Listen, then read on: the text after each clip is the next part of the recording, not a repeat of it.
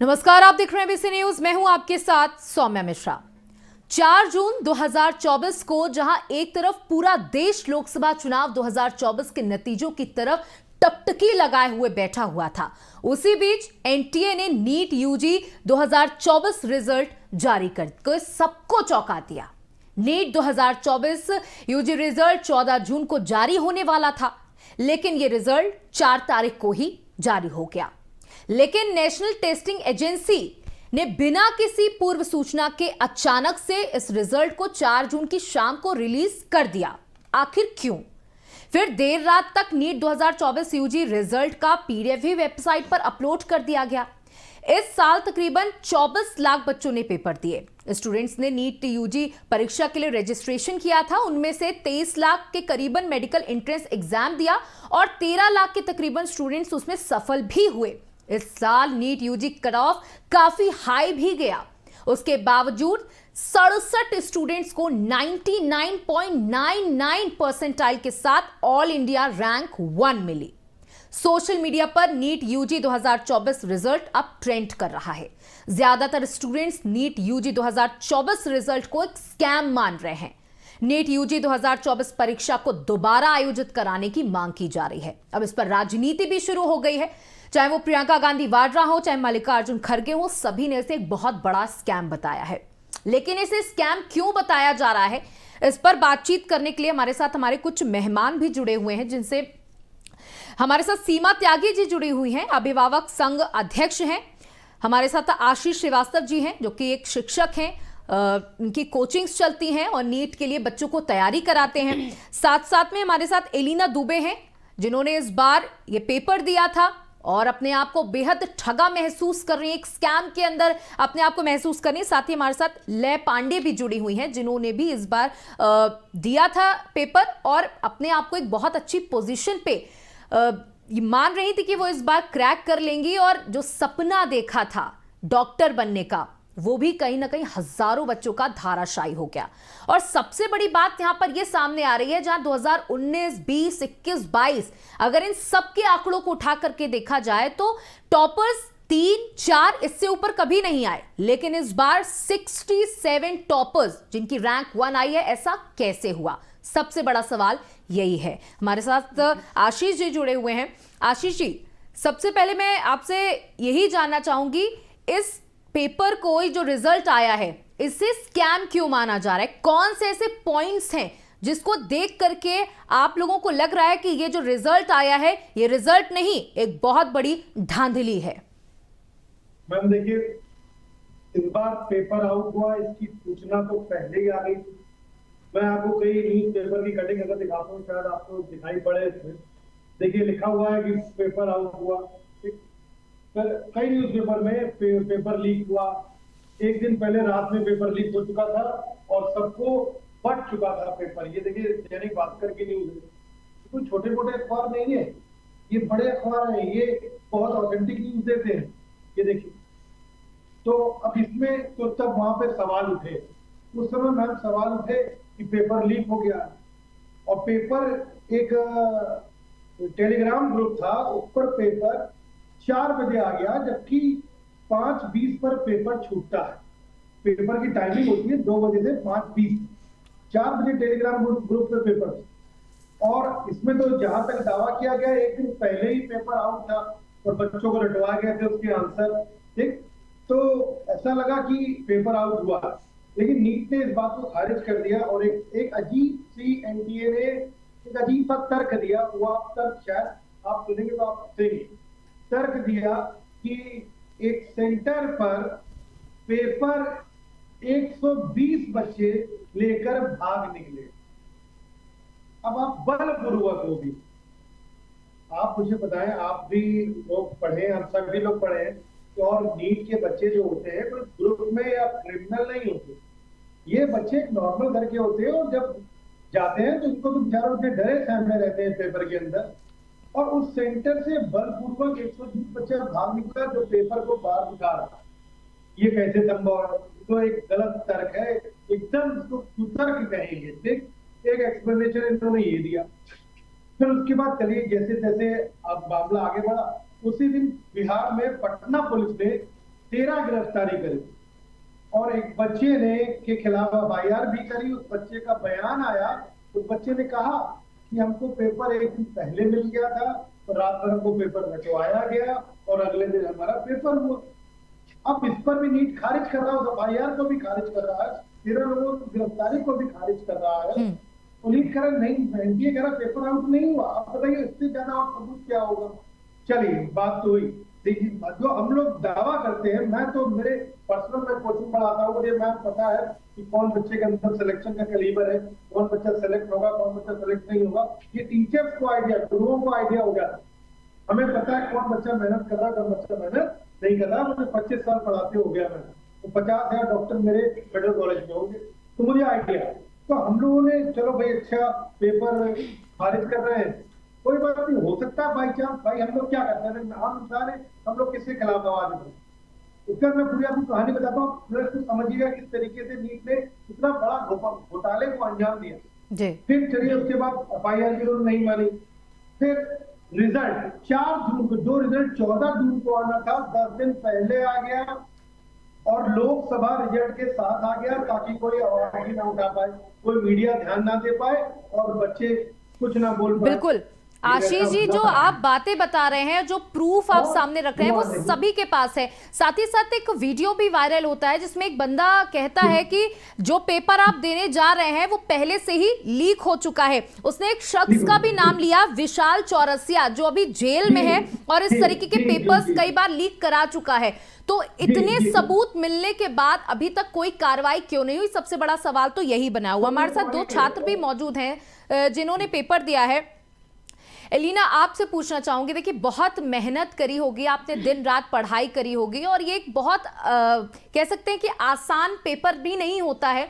बच्चे बहुत मेहनत करते हैं और बहुत महंगी कोचिंग्स होती हैं। देखिए कुछ लोग अफोर्ड कर सकते हैं लेकिन कुछ नहीं कर सकते, लेकिन उसके बाद भी लोग अपने घर की पेपर गिरवी रख देते हैं, यानी बहुत कुछ करते हैं। उसके बाद अपने बच्चों को एक सपना दिखाते हैं डॉक्टर बनने का, लेकिन जब इस तरीके की चीजें सामने आती हैं तो वो सारे सपने चकनाचूर हो जाते हैं। जब ये रिजल्ट निकल करके आया अचानक से 4 जून को, तब आपको कैसा लगा? अचानक से ये रिजल्ट आने के बाद आपको कुछ अटपटा लगा या तभी से शक शुरू हो गया था? अगर आप कहें तो मैं बोलूं थोड़ा सा। आशीष जी, मैं आपसे जवाब लूंगी, लेकिन हमारे साथ जो 2 स्टूडेंट्स भी जुड़ी हुई हैं उनसे भी पूछ रहे थे। एलिना, सवाल आपसे है कि जब रिजल्ट आया उसके बाद से शक कैसे शुरू हुआ? देखिए मार्क्स तो मेरे जितने एक्सपेक्टेड थे उतने ही आए हैं। 627 मार्क्स है मेरे, उतने ही एक्सपेक्टेड थे। लेकिन मेरी जो रैंक बन रही थी अकॉर्डिंग टू लास्ट ईयर, और वो इन्फ्लेशन भी अगर आप जोड़ लीजिए, जितना भी जोड़ लें, तो मेरी रैंक बन रही थी 14,000 से लेके 17-18,000 मैक्सिमम, वो रेंज बन रही थी। लेकिन मेरी रैंक इस वक्त है 50,800 समथिंग, 50,000 के अराउंड। तो ये चीज़ देखकर शॉक हुए। उसके बाद जब न्यूज़ देखी तो मेरे 3-4 पॉइंट हैं, जो पॉइंट्स पे बहुत कम लोग बात कर रहे हैं या शायद कोई बात नहीं भी कर रहा है, वो बात न्यूज़ चैनल तक नहीं आ रही है। मेरा एक पॉइंट तो ये है कि सब लोग बात कर रहे हैं कि 720 में 767 बच्चे लाए हैं और फुल मार्क्स आए हैं, ऐसा कभी नहीं हुआ है। ये बात फैक्ट है कि मैक्सिमम 2-3 बच्चे ही अभी तक ऐसे रहे हैं जिन्होंने परफेक्ट स्कोर हासिल किया है। इस साल 67 है, वो सबकी नज़रों में है, वो बात ठीक है। चलिए उन सबको अगर एम्स दिल्ली नहीं मिलेगा तो मौलाना आज़ाद मिल जाएगा, लेकिन उस ब्रैकेट के बारे में कोई नहीं बात कर रहा है जो 615 से लेके 655 तक है। वो ब्रैकेट जो हर साल एक कॉलेज में चला जाता था, एंड इनफैक्ट 640 से 650 एक बहुत अच्छा स्कोर माना जाता है। 655 भी बहुत अच्छा स्कोर है, इजीली नहीं आता है। वो लोग भी इस कट ऑफ पर नहीं क्वालिफाई कर पाएंगे। दूसरी चीज़ जो मैं ये कहना चाहूँगी कि एनटीए कट ऑफ बोलकर एक दूसरे डायरेक्शन में ले जा रही है। वो क्वालिफाइंग कट ऑफ बोल रही है जो कि 160, 170, 200 के आसपास रहता है। क्वालिफाइंग कट ऑफ और गवर्नमेंट कॉलेज कट ऑफ दोनों अलग चीज़ें हैं। क्वालिफाइंग कट ऑफ तो वो है जो शायद 1.5 लाख या कुछ बच्चे हैं जिन्होंने करा है, कोचिंग्स क्लेम कर रही हैं कि हमारे 1.5 लाख ने क्वालिफाई किया, ये करा वो करा। वो एक क्वालिफाइंग कट ऑफ है जो कि नॉर्मल बच्चा भी कर लेता है। गवर्नमेंट कॉलेज कट ऑफ जो कि 610, 615 रहता है, वो इस साल 650 के बहुत ऊपर है। तो उस पर सब लोग चर्चा कर रहे हैं।